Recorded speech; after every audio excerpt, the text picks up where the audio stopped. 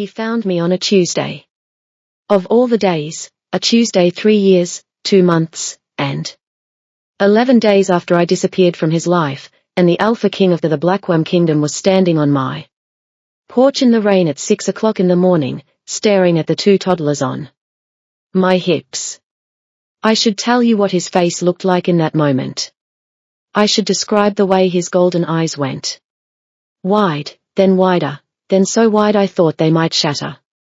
The way his mouth opened, but nothing came out. The way his hands, those massive, powerful hands that had once held me like I was the most precious thing in the world, started shaking. But I can't because I was too busy slamming the door in his face. The dead bull clicked, my back hit the wood, and I slewed to the floor with my children. His children clutched against my chest. Mama, my daughter. Elspeth, 2 years old with her father's golden eyes and my stubbornness. Why is the big man sad? He's not sad, baby. He's lost. He came to the wrong house. A lie. The first of many. I had told my children about their father. But let me back up. Let me take you to the night everything shattered. The night I lost everything I thought I had. The night I walked in on my mate, my fated mate, my Alpha King with my sister in his bed, and the night I vanished 3 years and 2 months earlier. My name is Lady Genevieve and I was the luckiest woman alive. At least that is what everyone told me. Made it to Alpha King Valerus at 21. Luna of the most powerful territory in the northern region. Living in a palace that had more rooms than my childhood pack had members. Wearing dresses that cost more than my mother earned in a year. Lucky, the orphan Omega who caught the Alpha King's eye at a mating ball. The nobody from the Tristanwood borderlands who somehow impossibly turned out to be the fated mate of the most powerful wolf in 5 territories. I remember the night we met. The ball was enormous. Hundreds of wolves, music, candlelight, and me hiding in a corner, wearing a borrowed dress that was 2 sizes too big, wishing I was anywhere else. Then the crowd parted, and he was there, 6 feet 4 inches, dark hair, jaw that could have been carved from granite, and those eyes, golden amber, locked onto me from across the room like I was the only person in it. The mate bond hit us both at the same time. I felt it in my chest. A pull so strong it stole my breath like a hook behind my sternum, reeling me toward him. He crossed the room in 4 strides. The crowd scattered. Wolves literally tripped over themselves to get out of his way. He stopped in front of me. Looked down. I looked up and he said one word, mine. 6 months later, I was his.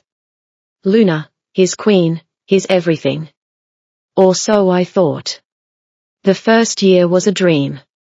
The kind of dream you are terrified to wake up from because you know in your bones that real life cannot possibly be this good. Valerus was everything.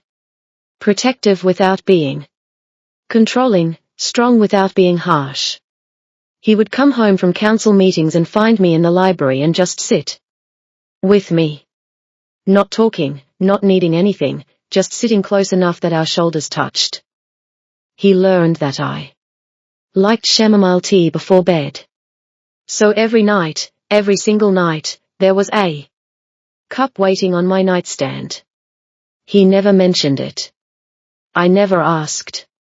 He learned that I had nightmares about my childhood, about the pack that threw me away, about being hungry and cold and invisible.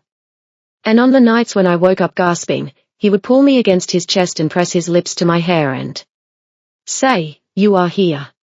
You are safe. You are mine. Go back to sleep." And I would. Because I believed him. I believed every single word. The cracks started in the 2nd year. Small things at first, things I explained away because that is what you do when you love someone. You smooth over the rough edges. You fill in the gaps with trust. He started working later. Council meetings that ran past midnight. Border disputes that required his personal attention. A territory doesn't run itself. Lady Genevieve, you understand? I understood. He became distracted. Present in body but somewhere else entirely in mind. I would talk to him over dinner and his eyes would drift. I would reach for his hand and feel the smallest, the tiniest hesitation before he took it. I noticed. I said nothing. And then my sister arrived. Isolde, I need you to understand something about Isolde before we go further. My sister was everything I was not. Where I was quiet, she was magnetic. Where I was plain, she was stunning, tall, willowy, red hair that caught the light like fire, a laugh that made every head in the room turn. She was the one our pack had expected to marry well, the one who was supposed to have the fairy tale, but fate had given it to me instead. And the look on Isolde's face when she arrived at the palace, when she saw my crown, my title, my mate, I should have recognized that look. I didn't. She's my sister, I told Valerus. She has nowhere else to go. Our pack dissolved after the border wars. She's alone. Please. Of course, he said. She's your family. She is welcome here. He was kind to her. Attentive. The way he was kind and attentive to everyone. That was just Valerus. That was just who he was. But Isolde made sure she was always where he was, at breakfast, in the training yard, at council meetings where she had no business being, always laughing, always touching his arm when she spoke, always finding reasons to be close. I noticed.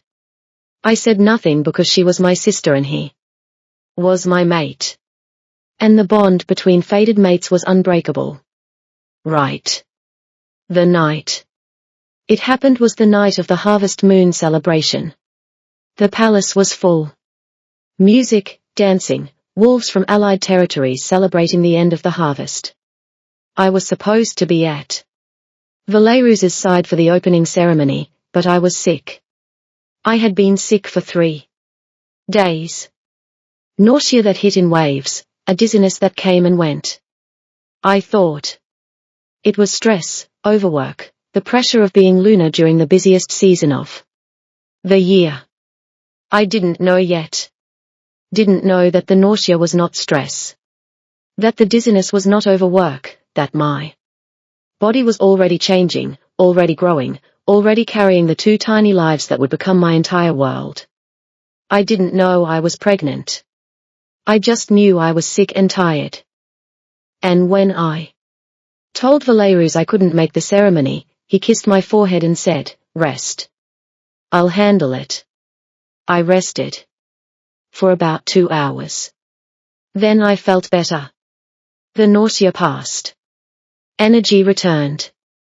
And I thought I would surprise him, walk into the celebration, find him, dance with my mate under the harvest moon. I got dressed, did my hair, put on the gold dress he loved. The celebration was in full swing when I arrived. Music. Laughter, hundreds of wolves drinking and dancing under the moonlight. I searched for Valerus. He wasn't in the great hall, wasn't on the terrace, wasn't in the garden. His scent led me upstairs to the private wing to our bedroom. The door was slightly open. Candle light flickered through the gap. And I heard his voice low, rough. The voice he used only with me, only in the dark. Only when we were alone and the world outside didn't exist. That voice saying her name, Isolde. I pushed the door open and I saw them.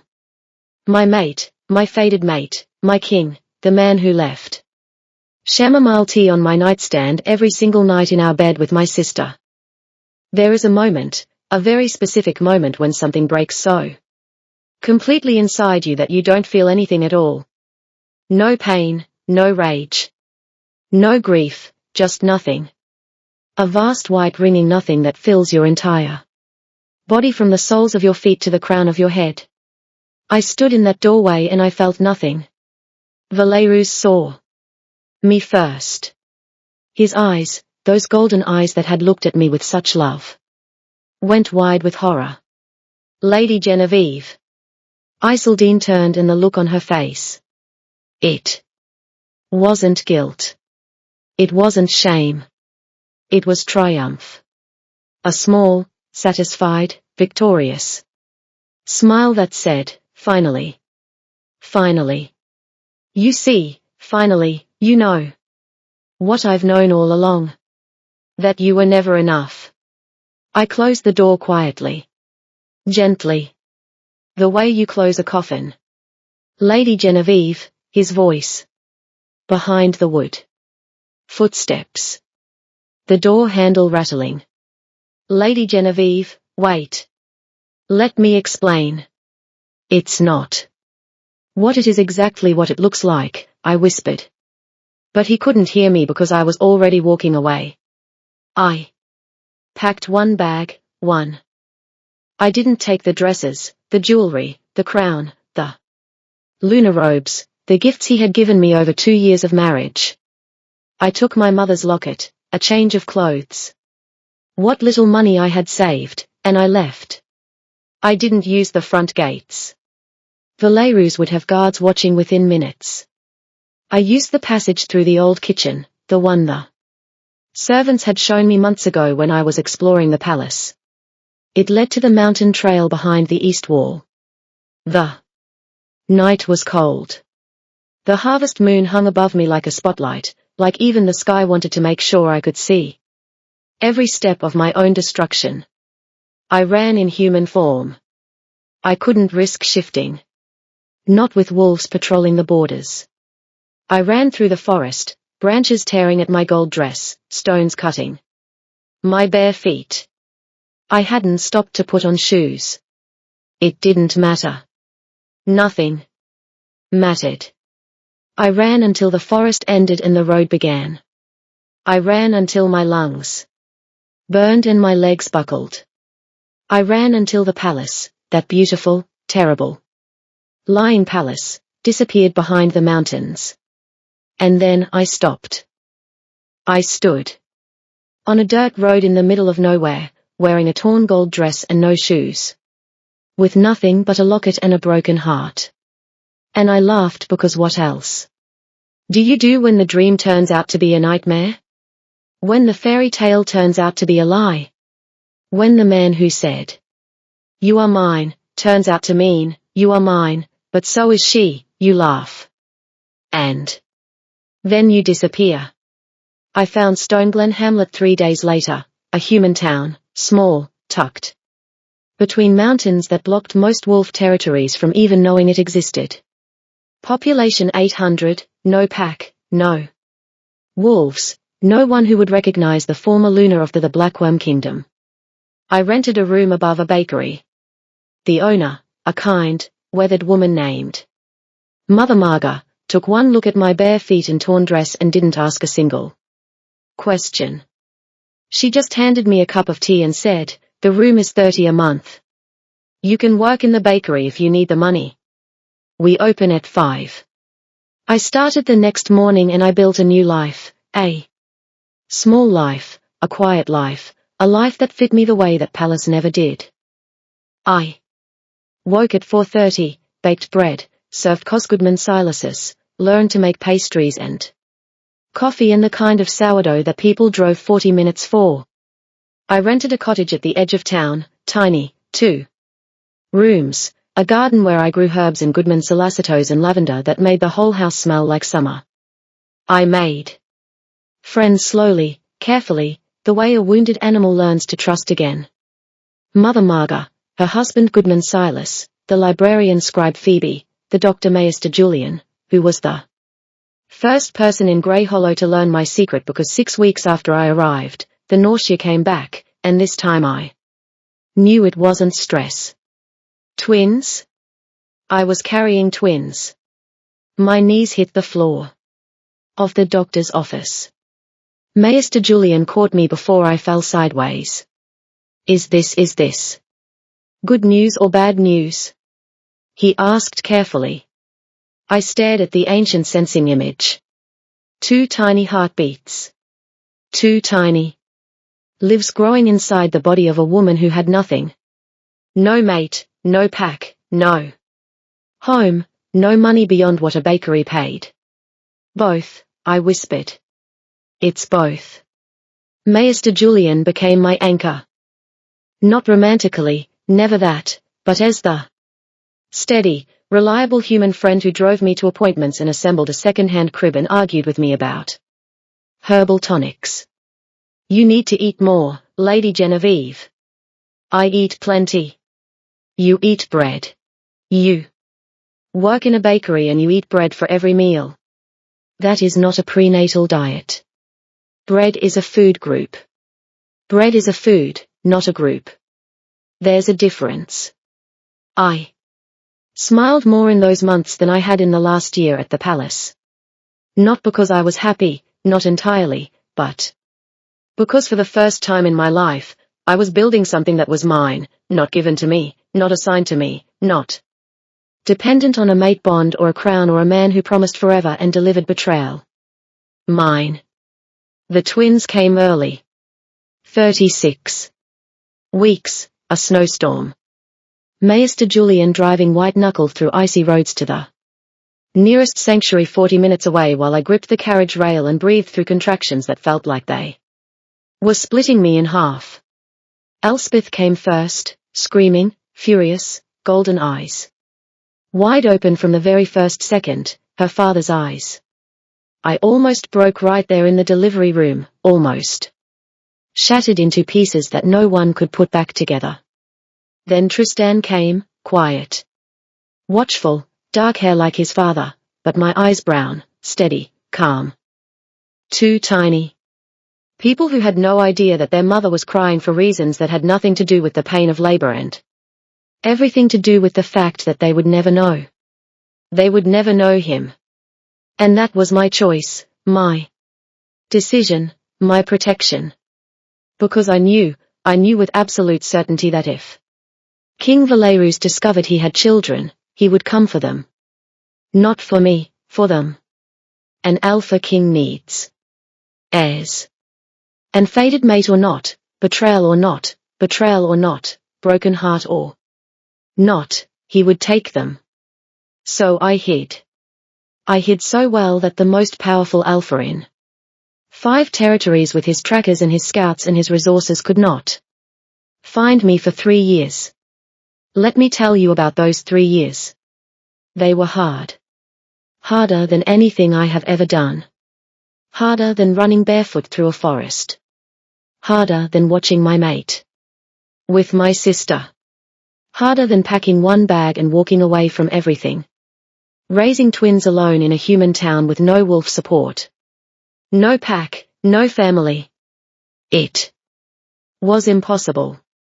And I did it anyway. Elspeth was wild. She was wolf through and through. Even at 18 months, she growled at strangers. Actually growled at the mailman, at the grocery store clerk, at poor Mother Marga's cat, who never quite recovered from the experience. Her eyes shifted gold when she was angry, which was often. I learned to keep sunglasses on her in public. Tiny toddler sunglasses that she pulled off every 30 seconds because she was her father's daughter and she did not like being told what to do. Tristan was different, quiet, observant. He would sit in his crib and watch the world with those brown eyes like he was cataloging everything. Memorizing it, filing it away. He rarely cried. When Elspeth screamed, and Elspeth screamed a lot, Tristan would reach over and put his tiny hand on her arm and she would stop.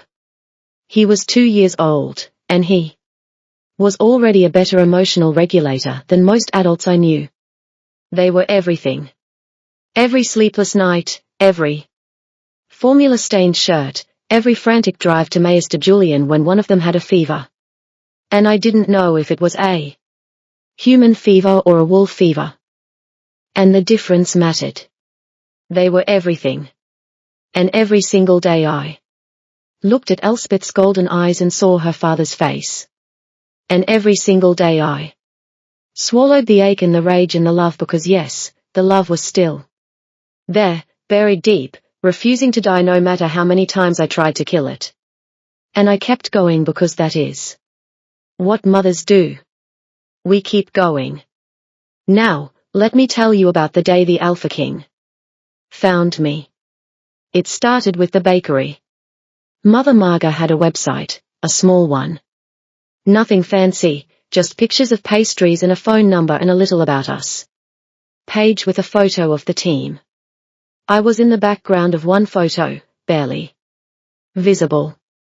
Flour on my face, hair pulled back, no name listed, but my face was there, and someone saw it. I don't know who. One of Valerous's trackers, maybe. A scout passing through. Someone who remembered the face of the Luna who vanished 3 years ago. It didn't matter who. What mattered was the black heavy carriage that appeared on Grey Hollow's main street at 5:45 in the morning on a Tuesday. I was opening the bakery. Elspeth was on my left hip, eating a piece of bread she had stolen from the cooling rack. Tristan was on my right hip, quietly observing the sunrise. I heard the engine first, then the door, then the footsteps. Heavy, measured, the walk of a man who commanded armies and conquered territories. I knew those footsteps. I had listened to them echo through palace corridors for 2 years. I had fallen asleep to the rhythm of them pacing outside our bedroom when he thought I was already dreaming. I turned around and there he was, King Valerus, 3 years older, thinner, dark circles under his eyes. His hair was longer, unkempt. Like he had stopped caring about how he looked. His jaw, that granite jaw, was covered in stubble that was almost a beard.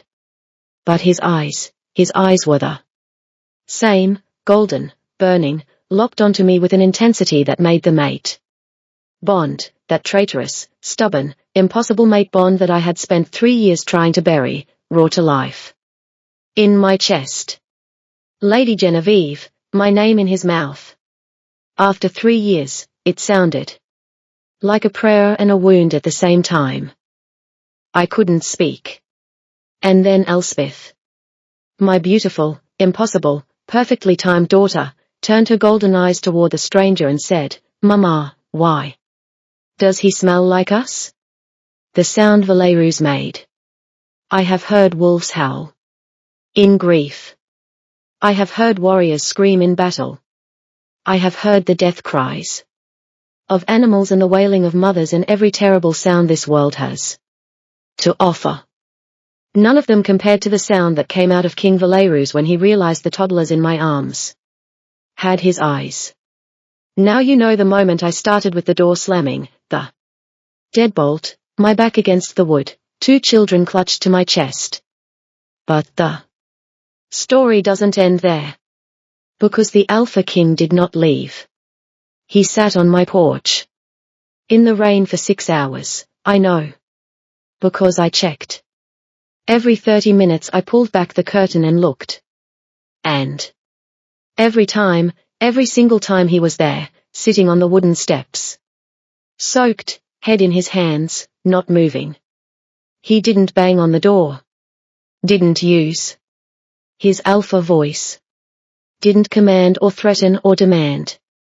He just sat there at noon.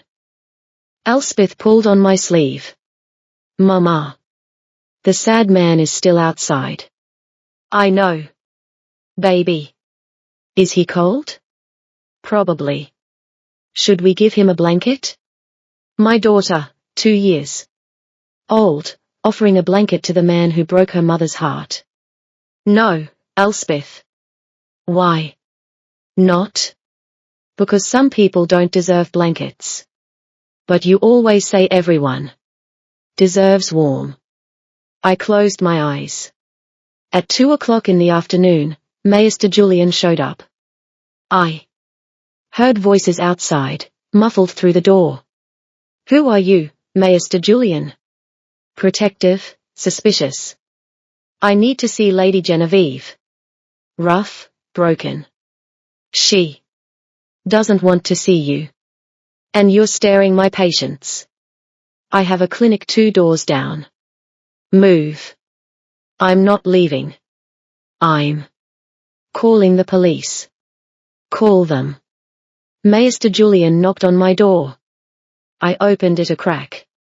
Lady Genevieve, there is a very large, very wet, very stubborn man on your porch who says he is not leaving until you talk to him. Should I be concerned? I looked past Maester Julian. Valerous's eyes found mine through the crack, and the expression on his face, raw, desperate, shattered. It's fine, Maester Julian. I know him. Know him how? I paused. He's their father. Maester Julian looked at the twins. Looked at Valerus, looked back at me. Do you want me to stay? No, I need to do this alone. Maester Julian left reluctantly with 3 backward glances. I opened the door. Valerus stood up. Water ran off him in sheets. He was shaking, not from the cold. Wolves don't get cold, but from something else. Something I had never seen in him before. Fear. The Alpha King was afraid. Good. You have 5 minutes, I said. Sarah. 5 minutes, then you leave and you never come back. He flinched. Actually. Flinched like I had hit him. Can I come inside? No. Okay. He swallowed hard. Okay, I deserve that. You deserve worse. I know. We stood there, me in the doorway, him on the porch, the rain falling between us like a curtain. They are mine, he said. Those children there, they are mine. They are mine. I corrected him. I carried them. I birthed them. I raised them. I raised them alone. For 3 years. They are mine. Lady Genevieve, you don't get to say my name like that.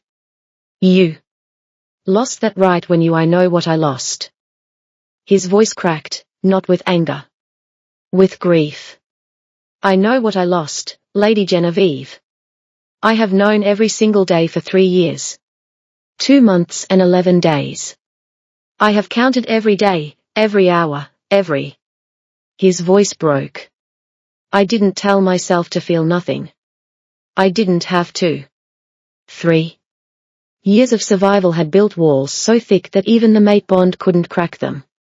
At least that's what I told myself. Why are you here, Valerus? Because I never stopped looking.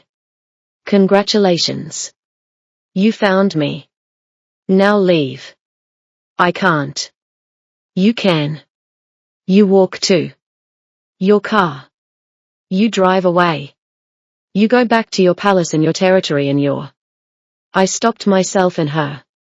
Something dangerous flashed in his eyes. She is not there. Isolde has not been in my territory for 2 years and 11 months. I didn't react. Didn't let myself react. I don't care. Lady Genevieve, what happened that night? What you saw? I saw enough. You didn't. You saw the worst moment of my life. And you left before you could what? Explain. What possible explanation? She drugged me. Silence. The rain fell. I stared at him. Isolde drugged me, he repeated. His voice was hollow, flat. The voice of a man who had said these words 1,000 times and had never been believed. Wolfsbane extract mixed with moonflower. It suppresses the mate bond. It suppresses everything.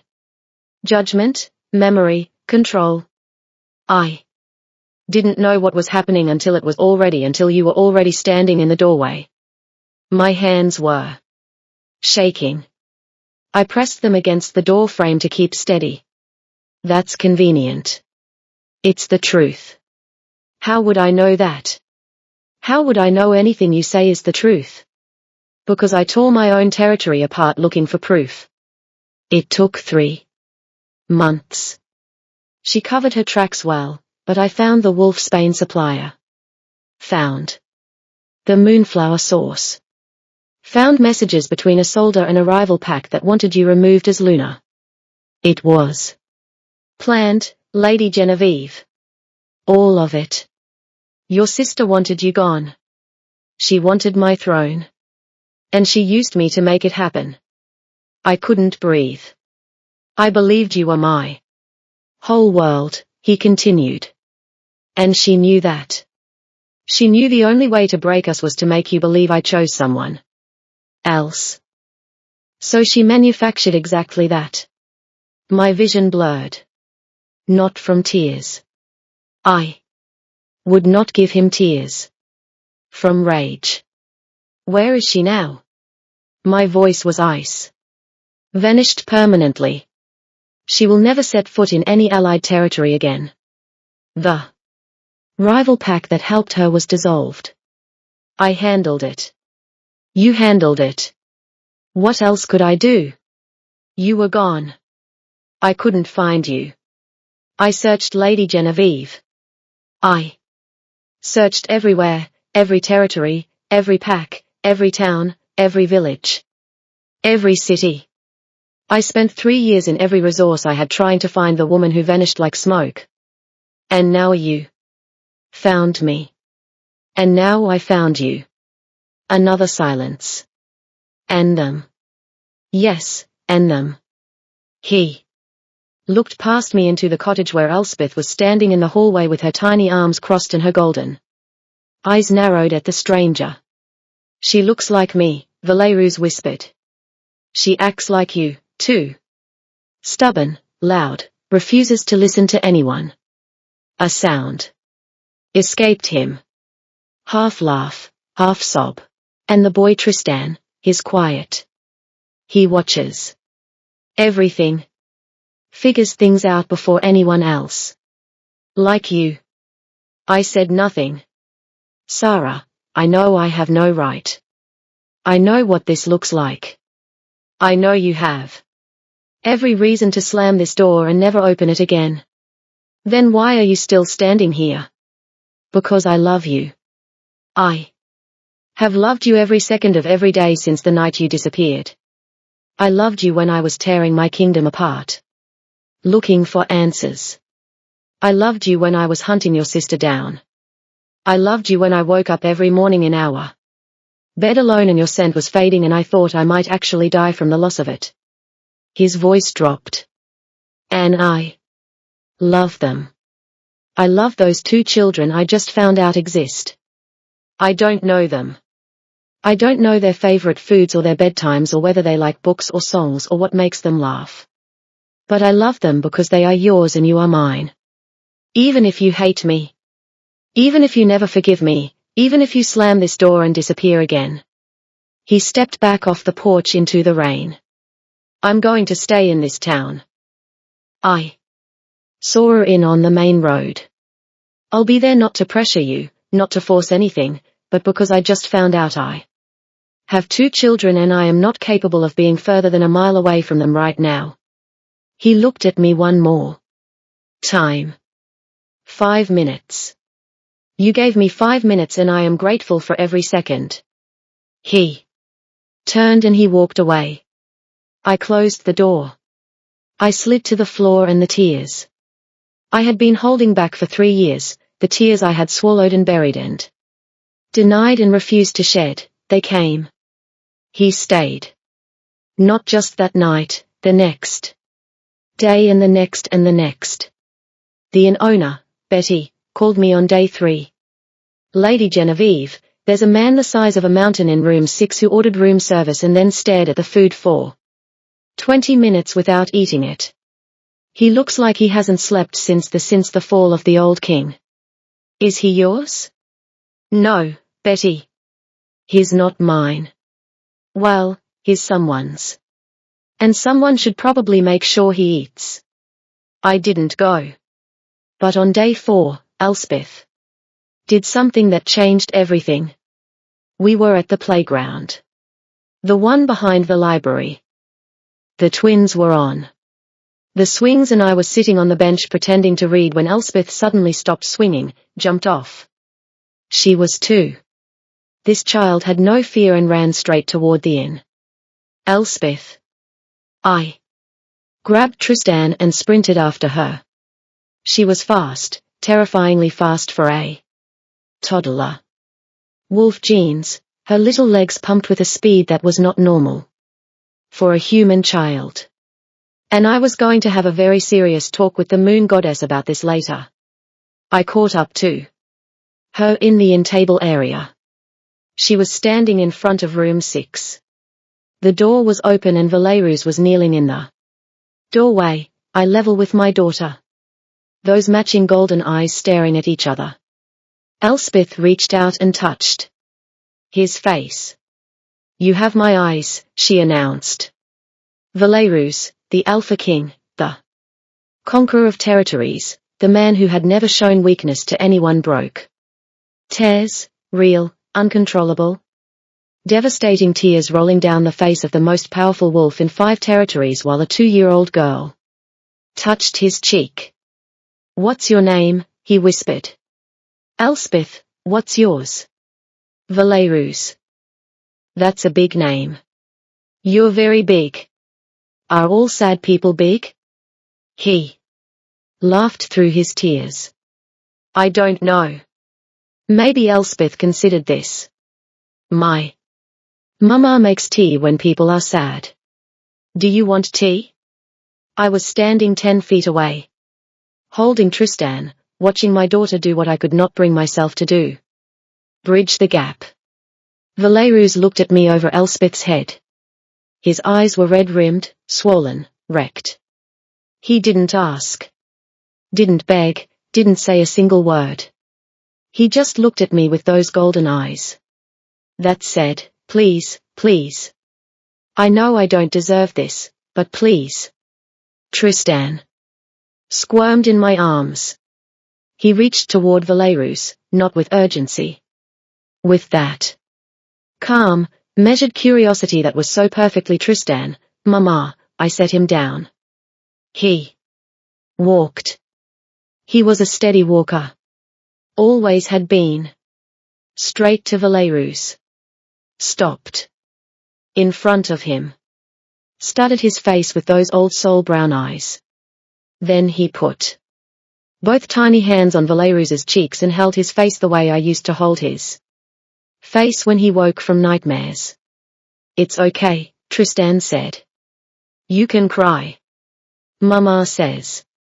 Crying is just your heart talking. Valerus shattered completely. Utterly, irreversibly shattered. He gathered both children against his chest so carefully. So gently, like they were made of something more precious than anything his kingdom had ever contained. And he sobbed.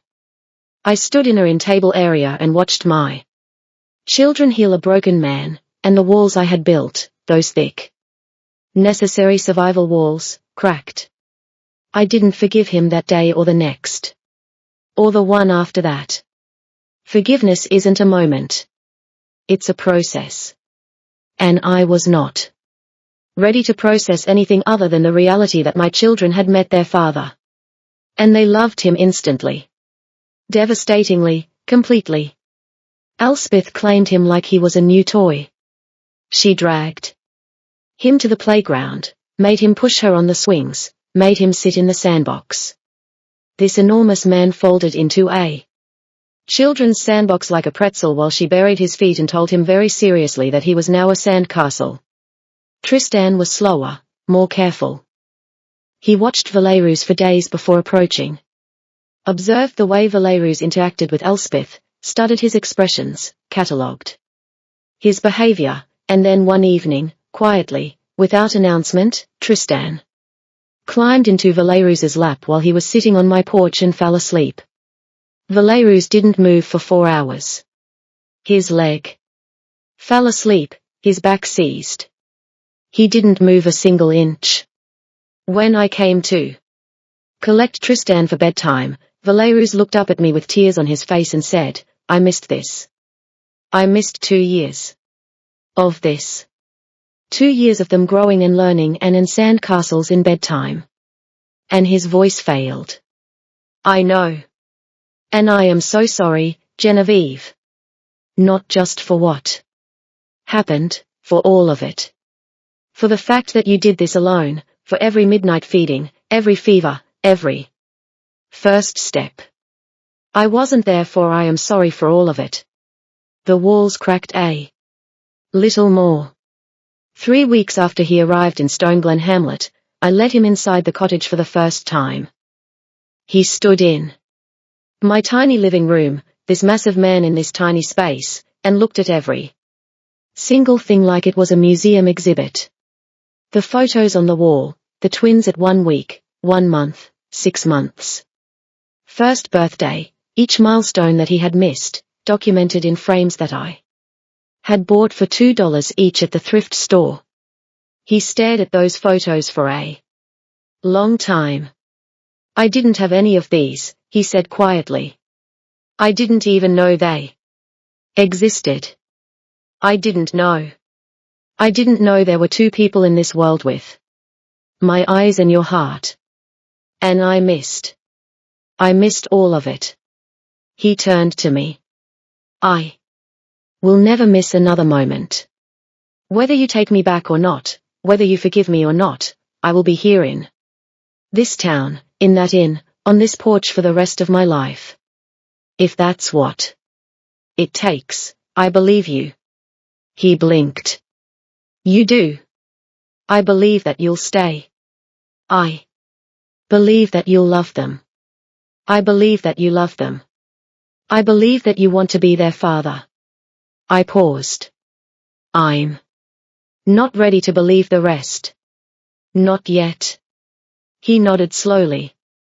"I'll wait. You might be waiting a long time. I've already waited 3 years. What's a little longer?" He waited patiently. Consistently. Without pressure. He rented a small house 2 blocks from mine. He walked the twins to the bakery every morning while I opened. He picked them up every afternoon while I closed. He learned to braid Elspeth's hair badly at first, hilariously badly, until she declared that Daddy's braids were her favorite, even though they look like a bird's nest. He read to Tristan every night. History books. The boy was 2 years old. And he wanted history books. Valerus obliged, sat on the floor of the tiny nursery, back against the wall, reading about ancient wolf territories in the most soothing voice I had ever heard. Until Tristan's brown eyes drifted closed. He didn't push me, didn't cross the line, didn't try to touch me or kiss me or invoke the mate bond, but I felt it. Every time he was near. Every time our hands accidentally brushed when passing a child between us, every time I caught him looking at me with those golden eyes that said everything his mouth never did, the bond was still there, burning. Waiting, and I was still angry. Not at him, not anymore. The investigation, he described Isolde's drugging, the rival pack's involvement. I had verified it myself, made calls, checked records. It was true. All of it. I was angry at 3 years. 3 years of doing it alone. 3 years of fear and exhaustion and midnight feedings and teething and fevers and loneliness so deep it had a taste. 3 years that we could have had together. 3 years that my sister stole from us. The night I forgave him, it didn't happen the way you'd expect. There was no grand gesture, no speech, no dramatic moment. It was a Wednesday. 11 p.m. Tristan had a fever. A wolf fever, the kind that runs dangerously high. Because their little bodies are fighting between the human and wolf sides. I was panicking. Maester Julian was 40 minutes away. The nearest pack healer was across 2 territories. I called Valerus. He was at my door in 90 seconds, barefoot, shirt inside out. He had run. He took Tristan from my arms, held him against his chest, and did something I had never seen before. He hummed. A low vibrating sound that came from deep in his chest. A wolf thing. An alpha thing. A frequency that told the child's wolf, it's okay. Your alpha is here. Your father is here. You're safe. Calm down. Let the fever break. Tristan's temperature dropped within minutes. I stood in my kitchen watching the Alpha King rock my son back to sleep, humming a frequency that only a father's wolf could produce. And I thought I could have had this from the beginning. Every fever, every nightmare, every terrifying moment of raising wolf children alone in a human town. He could have been here. He should have been here. And the only reason he wasn't was because a woman I trusted used dark magic to destroy us. The anger didn't disappear, but it shifted away from him. Toward the right target. And in its place, something else grew. Valerus looked up from her sleeping son. Is he okay? He's okay. Are you okay? No. I'm not. He went still. I'm not okay, Valerus. I haven't been okay in 3 years. I've been strong. I've been capable. I've been the mother these children needed. But I have not been okay. Lady Genevieve, I'm tired. I'm tired of being angry. I'm tired of being these alone. I'm tired of looking at our daughter's eyes and seeing your face and feeling like my chest is caving in. My voice broke. I'm tired of pretending that I don't still love you. He stood. Slowly, carefully, Tristan still cradled against his chest. His free hand reached for me, stopped, hovered. I closed the gap. I pressed my forehead against his shoulder, the one not holding our son, and I breathed. His arm came around me, pulling me into him, wrapping me against his body the way he used to, the way that used to make me feel like nothing in the world could touch me. And the mate bond, that stubborn, patient, impossible bond, sang. I felt him shudder. Felt his face press into my hair. Felt the wetness of his tears against my scalp. I'm sorry, he whispered. I'm sorry. I'm sorry. I'm sorry. I know. I'll spend the rest of my life making it up to you. I know that, too. We stood in my tiny kitchen, a sleeping child between us. 3 years of pain and anger and loneliness dissolving like salt in warm water.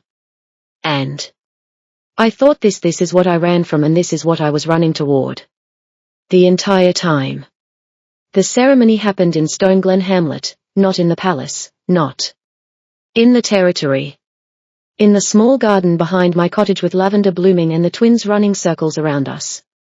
Valerus wore a white shirt. No crown, no robes, just a man standing in a garden. Waiting for his mate. I wore a sundress, yellow. Elspeth picked it out. Mother Marga officiated. Scribe Phoebe read a poem. Maester Julian stood in the back with his arms crossed and a look on his face that said, I will end you if you hurt her again. And also, I am definitely crying right now. The vows were simple. I, King Valerus, take you, Lady Genevieve, as my mate, my Luna, my heart. Not because the bond chose us, but because I choose you. Again, every day for the rest of my life.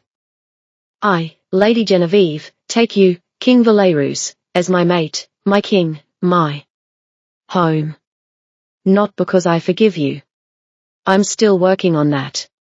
But because I love you and I choose to love you even when it's hard, especially when it's hard. He laughed, wet, broken, beautiful. The mark was exchanged. The bond solidified.